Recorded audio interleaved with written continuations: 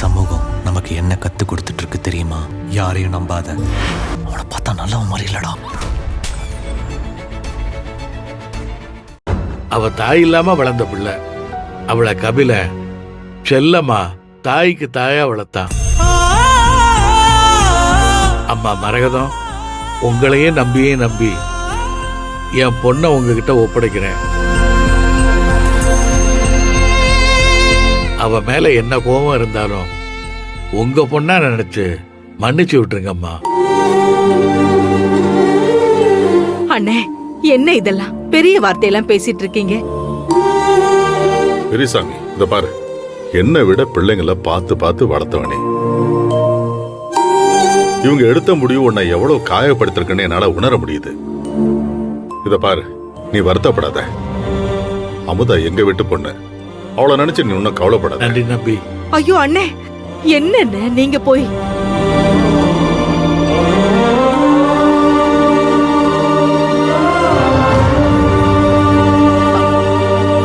அமுதா, மணிகண்டா, அப்பா காலையும் அண்ணன் காலையும் விழுந்து ஆசீர்வாதம் வாங்கிக்கோங்க. வாங்க. யார் காலையும் வேறது எனக்கு பிடிக்காதுன்னு உனக்கு தெரியாதாமா? மணிகண்டா, என்ன இதெல்லாம்? மாப்பிள்ளை என்ன நினைப்பாரு? டேய் டேய் மணி,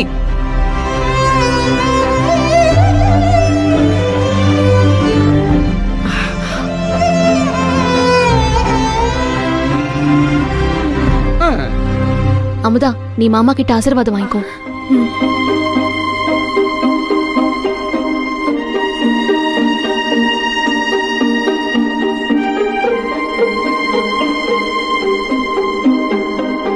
அப்பா, என்ன மன்னிச்சு அதெல்லாம் ஒண்ணும் ஆசீர்வாதம் இல்லம்மா. பண்ணுங்கப்பா. நீ நல்லா இருப்ப நல்லா இரு, சரியா?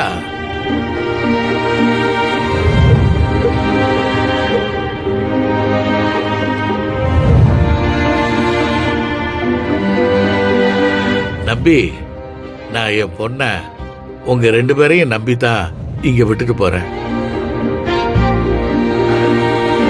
விட்டு போறீங்களா?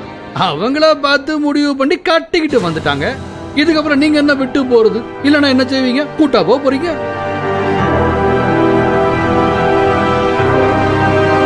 ஆனாலும் சும்மா சொல்லக்கூடாதுங்க. உங்க வீட்டு பையனை வச்சு எங்க வீட்டு பொண்ண உங்க வீட்டு பொண்ணு ஆக்கிக்கிட்டீங்க. இப்போ உங்க வீட்டு பொண்ண எங்க வீட்டு மருமகள் ஆக்கிட்டீங்க.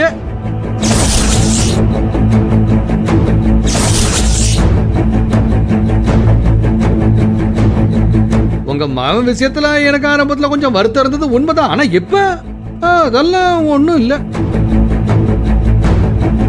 ஆனா இந்த விஷயத்தை பொறுத்த வரைக்கும் பொண்ணு தங்கமான பொண்ணு.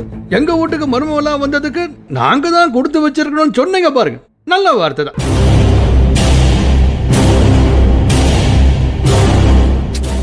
ஆனா ஒரு விஷயம், நம்படி செலவு இல்லாம பொண்ணு புள்ள 2 பேரையும் ஒரே வீட்லயே கல்யாணம் பண்ணி கொடுக்கறதுன்னா சும்மாவா?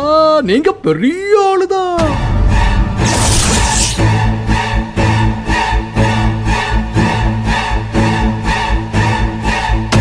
பாரு, வாய்க்கு வந்ததெல்லாம் பேசாம தப்பு நம்ம பையன் மேல இருக்குன்னு புரிஞ்சுக்கிட்டு பேசு.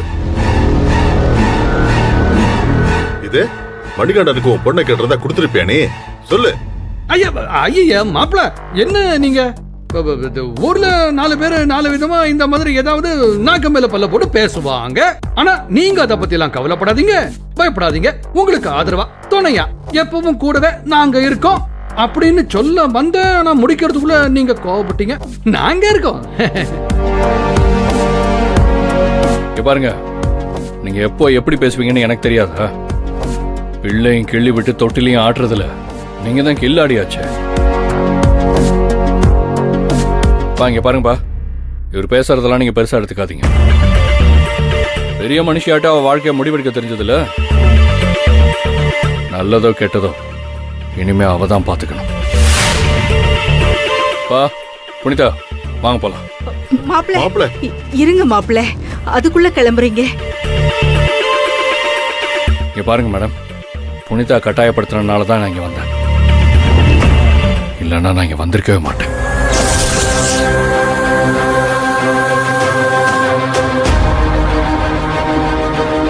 சாரிண்ணே. ஆமா, மேடம் நான் போயிட்டு வரேன். வல்லவன் கொஞ்சம் பார்த்துக்கோங்க. சரி கபில. பா கிளம்பலாம்ப்பா. நாங்க பாத்துக்கிறோம். மாப்பிள்ள இல்ல வரேன் நம்பி. பாத்துக்கிறோன்னு கபிலன் ஆ, மாமா கிளம்புவோம்.